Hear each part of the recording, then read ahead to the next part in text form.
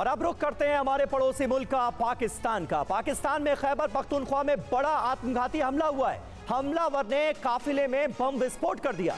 हमलावर ने काफिले में घुसकर खुद को उड़ा लिया, यानी ये फिदायीन था। आत्मघाती हमले में 5 चीनी नागरिकों की मौत हो गई।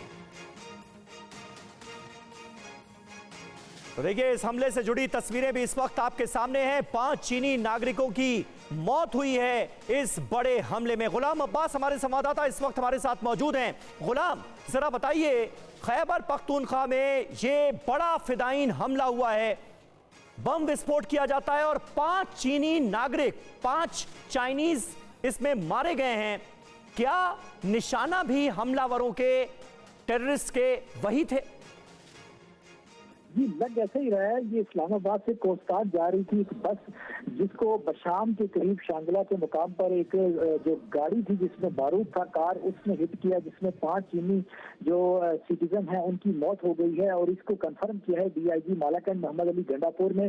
और उन्होंने डीआईजी से जब हमारी सिलसिला में बात हुई है तो उन्होंने बताया कि ये सुसाइड हमलावर था, जिन्होंने बारूद से भरी हुई गाड़ी को बस से टकरा दिया, जिसके नतीजे में मौके पर ही 5 चीनी जो नागरिक थे उनकी मौत हुई है, जबकि टोटल 6 डेथ टोल हो चुका है। और इसमें कई लोग अभी भी घायल हैं। और जैसे कि आपने बताया कि लग ऐसा ही रहा था कि ये चाइनीज क्योंकि यहाँ से ट्रैवल कर रहे थे और वो इस्लामाबाद से कोस्तान की तरफ जा रहे थे, तो ऐसा ही लगता है कि जैसे टारगेट वही किए गए हैं।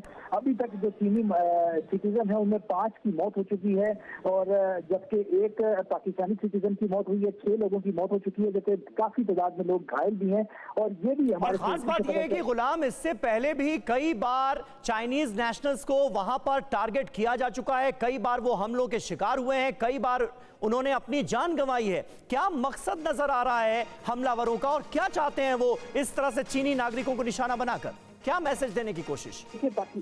बिल्कुल, आपने ठीक कहा कि कराची यूनिवर्सिटी में भी चाइनीज सेंटर के ऊपर अटैक किया गया था। और उससे पहले हमने देखा है कि बलूचिस्तान में और ग्वादर में इस तरह के अटैक्स हमने देखे हैं। और अब ये दोबारा चाइनीज को निशाना बनाया गया। इसका सीधा सीधा मकसद यही लगता है कि जो पाकिस्तान और चीन के रिश्ते हैं उनमें किसी न किसी तरीके से टेररिस्ट ये चाहते हैं कि खलल डाला जाए और उनमें कोई रुकावट पैदा की जाए। लेकिन अभी जो सूरत हाल है, इस वक्त जो इंजर्ड लोग हैं उनको मुकामी जो लोकल हॉस्पिटल है वहां पर पहुंचाया जा रहा है, वहां पर भर्ती किया जा रहा है। जो डीआईजी मालाकंड है मोहम्मद अली गंडापुर, उनके अनुसार 5 चीनी लोगों की मौत की उन्होंने कंफर्मेशन कर दी है।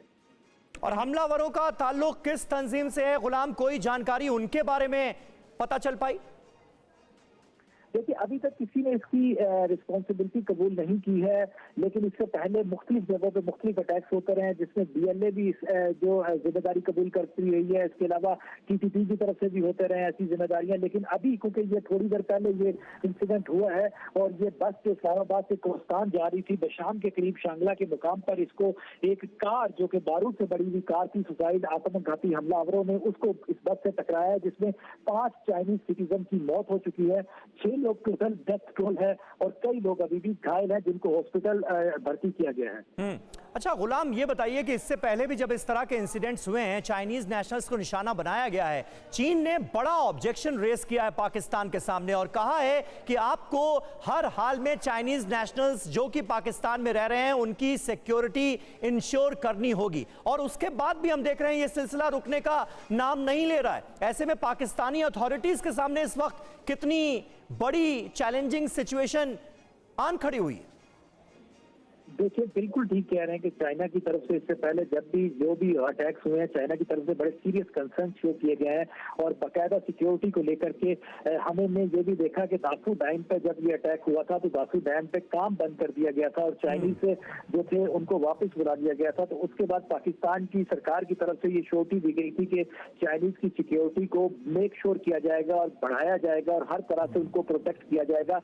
जिसके बाद चाइना और पाकिस्तान के दरमियान इस सिलसिला में चाइनीज की सिक्योरिटी को लेकर के एक मैकेनिज्म भी बनाया गया। लेकिन उसके बाद दोबारा अटैक, ये बिल्कुल चिंताजनक है पाकिस्तान की सिक्योरिटी फोर्सेस के लिए भी और पाकिस्तान की सरकार के लिए भी, क्योंकि अब चाइना की तरफ से दोबारा ये मांग जरूर आएगी, क्योंकि चाइनीज सिटीजन निशाना बने हैं और ये केपी में पाकिस्तान की सरजमीन पर निशाना बने हैं। तो उनकी तरफ से ये मांग जरूर आएगी कि इनकी सिक्योरिटी और प्रोटेक्शन के लिए क्या अरेंजमेंट्स थे और आगे इसको मजीद सख्त करने की डिमांड भी बिल्कुल सामने आ सकती है। बिल्कुल बिल्कुल सही बात है गुलाम, बने रहे आप हमारे साथ और हम चाहेंगे ये विजुअल जरा फुल फ्रेम में दिखाएं। ये देखिए तस्वीरें अब आपके बिल्कुल सामने हैं। टीवी9 भारतवर्ष पर ये एक्सक्लूसिव तस्वीरें इस हमले की हम आपको दिखा रहे हैं। पाकिस्तान का ये शांगला इलाका है, खैबर पख्तूनख्वा का, जहां पर इस बड़े हमले को अंजाम दिया गया है। नॉर्थ वेस्ट पाकिस्तान में जो सुसाइड बॉम्बर था, यानी जो फिदायीन था, जो ये तय करके आया था कि वो इस हमले में खुद भी मर जाएगा, जान दे देगा, लेकिन चाइनीज नेशनल्स को छोड़ेगा नहीं।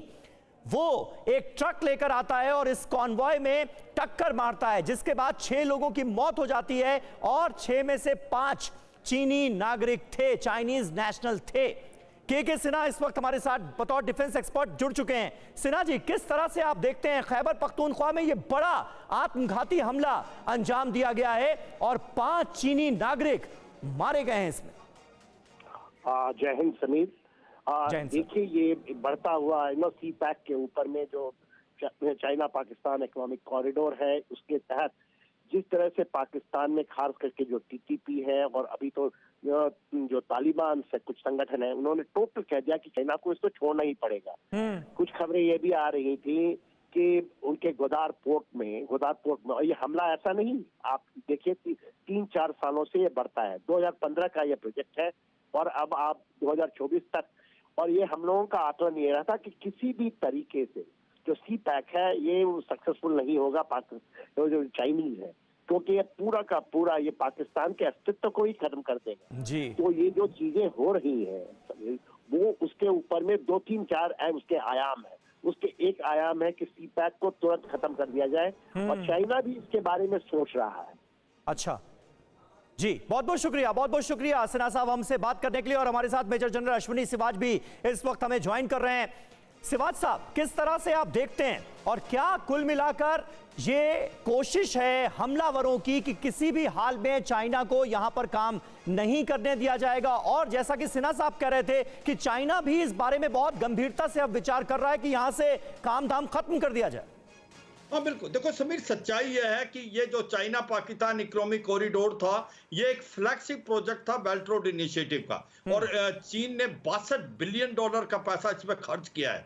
मगर ये सच्चाई है कि ये लास्ट 5-6 साल से ठप पड़ा हुआ है। इसके अंदर जो प्रोजेक्ट हैं करीब 27% ही कंप्लीट हुए हैं। बाकी सारे प्रोजेक्ट जो हैं या तो इनकम्प्लीट या स्टार्ट नहीं हुए। क्योंकि हो क्या रहा है कि ये जो सिंगजांग से ये जाता है और ग्वादर तक, तो आज बलूचिस्तान के इलाके में और स्पेशली आपका खैबर पख्तूनख्वा में जो एक प्रकार से अटैक कर रहा है तहरीक तालिबान पाकिस्तान, इसी प्रकार से बलूचिस्तान लिबरेशन आर्मी उसने जो है आपके बलूचिस्तान के अंदर हमला कर दिया है बहुत तेज, इसी चाइना पाकिस्तान इकोनॉमिक कॉरिडोर पे। और इसके साथ जो चीनी हैं उन पे भी हमला कर रहा है डायरेक्ट। उसकी वजह यह है कि अब बलूचिस ये समझते हैं कि जो पहले तो बलूचिस्तान का जो रिसोर्सेज है, चाहे वो ऑयल है, गैस है, कोयला है, जिंक है, कॉपर है या गोल्ड है, उसको पाकिस्तान ही एक्सप्लॉइट कर रहा था। आज उसको चीन भी कर रहा है, चीन जो पाकिस्तान इकोनॉमिक कॉरिडोर के मध्य से। इसी प्रकार से जो ग्वादर का पोर्ट बढ़ाया है, वहां से करीब 282 किलोमीटर दोनों तरफ वो इलाका भी चीनियों ने ले लिया है। वहां पर जो मछुआरे थे बलूचिस्तान में, जो कि ग्वादर पोर्ट से मछली पकड़ने जाते थे समुद्र में, वो भी नहीं जा पाते। तो अब सच्चाई है कि लास्ट 5-6 साल से जो हमले हैं चीनियों पे वो बहुत बढ़ गए हैं, बलूचिस्तान लिबरेशन आर्मी से, माजिद ब्रिगेड से। तो अब चीनी भी घबरा गए हैं। उन्होंने पहले तो ये कहा था कि हम अपनी सिक्योरिटी खुद करेंगे, अब वो लगता है कि उनको लग रहा है कि ये चाइना पाकिस्तान इकोनॉमिक कॉरिडोर ठप पड़ा है, हम इसके ऊपर काम नहीं कर पाएंगे। अभी मुझे लगता है इसको बंद करने की सोच विचार कर रहा है चीन, क्योंकि उसको बिल्कुल। और पाकिस्तान से गुलाम अब्बास भी हमारे साथ मौजूद हैं। गुलाम, ये तो बहुत बड़ी मुश्किल है पाकिस्तान के लिए। चारों तरफ से पाकिस्तान घिरता नजर आ रहा है। एक तरफ यहां पर जो चीनी नागरिक मौजूद हैं उन पर लगातार हमले हो रहे हैं, जिससे चीन बिलबिलाया हुआ नजर आ रहा है और अपने हाथ खींच सकता है पाकिस्तान से जितनी भी योजनाएं चल रही हैं उससे। और दूसरी तरफ तहरीके तालिबान पाकिस्तान के अंदर मुसीबत बना हुआ है। अफगानिस्तान, तालिबान भी आप लोगों के पीछे पड़ा हुआ है। ये तो बहुत बड़ी मुसीबत में घिरा हुआ नजर आ रहा है पाकिस्तान। देखिए, आप ठीक कह रहे हैं कि इस वक्त पाकिस्तान को जो मुख्तलिफ वार फ्रंट्स हैं वो पाकिस्तान के साथ खुले हुए हैं, चाहे वो अफगानिस्तान का बॉर्डर हो, तालिबान हो, क्योंकि सबसे मेन जो है वो ड्यूरेड लाइन ही है।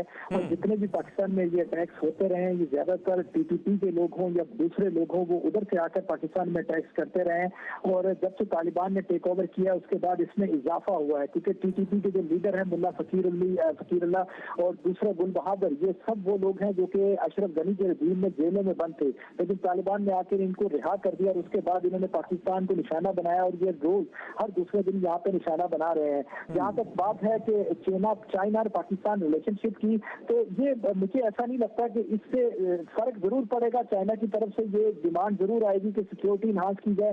ये भी हो सकता है कि वो कहें कि हम मजीद इसको सिक्योरिटी को किस तरीके से प्रोटेक्ट करें और हम अपने लोगों की सिक्योरिटी हम खुद संभालें।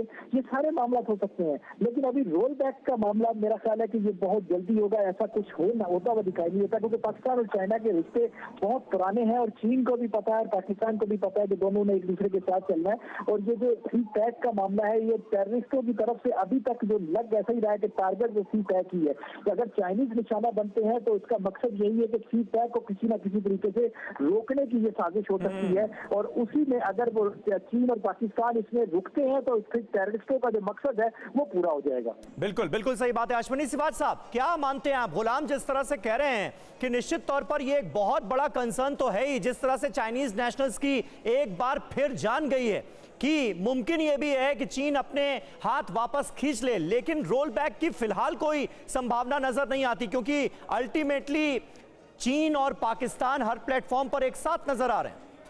हाँ बिल्कुल समीर, वो तो है, मगर सच्चाई यह है कि ग्राउंड रियलिटी तो बहुत खराब हो गई है। चीन को अभी लग रहा है कि जिस प्रकार से हमले हो रहे हैं चाइना पाकिस्तान इकोनॉमिक कॉरिडोर पे और चीनियों को मारा जा रहा है, उनको टारगेट किया जा रहा है, तो उनको लगता है कि अब इसका कोई चारा नहीं। पहले देखो, उन्होंने डायरेक्ट बलूचिस्तान लिबरेशन आर्मी से चीन ने डायरेक्ट बात करने की कोशिश की थी। वो they wanted to buy peace, मगर वो हुआ नहीं, क्योंकि जो बलूचिस्तान लिबरेशन आर्मी है वो कहती है कि जो पाकिस्तानी के साथ साथ जो चीनी एक्सप्लॉइट कर रहे हैं हमारे रिसोर्सेज बलूचिस्तान से, वो हमें बिल्कुल मंजूर नहीं और हम पाकिस्तान का हिस्सा नहीं बनना चाहते। तो मुझे लगता नहीं कि ये चीन जो अभी सोच रहा है कि हो सकता है कि वो अपनी सिक्योरिटी खुद लगा दें, हो सकता है वो कहीं पाकिस्तान को बोले आप एक डिवीजन की बजाय 2 डिवीजन लगाएं चाइनीज पाकिस्तान इकोनॉमिक कॉरिडोर में। मगर सच्चाई है कि खतरा बढ़ता जा रहा है और चीनियों को अब टारगेट किया जा रहा है। और इसको मद्देनजर रखते हुए मुझे लगता है समीर कि वो समय दूर नहीं कि जो चाइना पाकिस्तान इकोनॉमिक कॉरिडोर बिल्कुल ठप पड़ जाएगा। और अभी भी आप 25% के अलावा उसके जो प्रोजेक्ट हैं उन पे काम नहीं चल रहा। बिल्कुल, और संभावना ये जताई जा रही है, और पाकिस्तान के लिहाज से कहें तो आशंका ये जताई जा रही है कि ये पूरा का पूरा प्रोजेक्ट ही ठप हो जाए और चाइना रोल बैक कर ले।